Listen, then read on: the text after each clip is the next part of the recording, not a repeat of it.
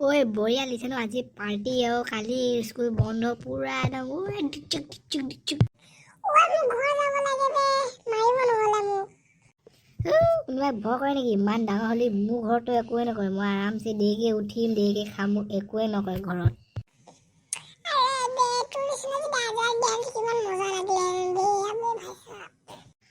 ঐ এতিয়া কিন্তু সঁচাকৈ বহুত দেৰি হৈ গ'ল যাওঁ দেই তহঁতৰ লগত খাব কৈছোঁ বাই বাই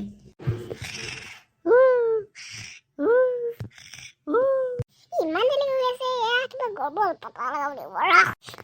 ঐ গৰু ইমান দেৰি কথা নাই যে স্কুল বন্ধ বুলি শুই আছিলি নেকি অকল ৰাতিপুৱা আহি তই মাথাটো কেলে খাই আছ যাচোন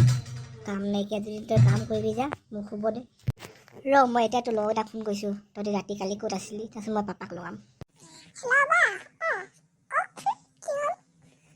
কালি তোমালোকে ক'ত আছিলা বাৰু আমি কালি একেলগে পঢ়ি আছিলো কালি আমি পঢ়ি আছিলো আকৌ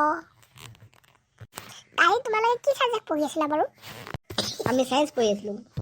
কালি আমি মেথছ পঢ়ি আছিলো কি কৈছে যে চায়েন্স পঢ়িছা তুমি কৈছে যে মেথছ পঢ়িছা মানে তোমালোকে কালি পালা মৰিছিলা ন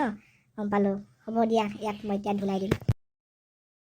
গুৰু চায়েন্স বুলি ক'ব লাগিছিলে সিটো এতিয়া ঘৰত খতম আৰু আমাকো লগ পালে নিব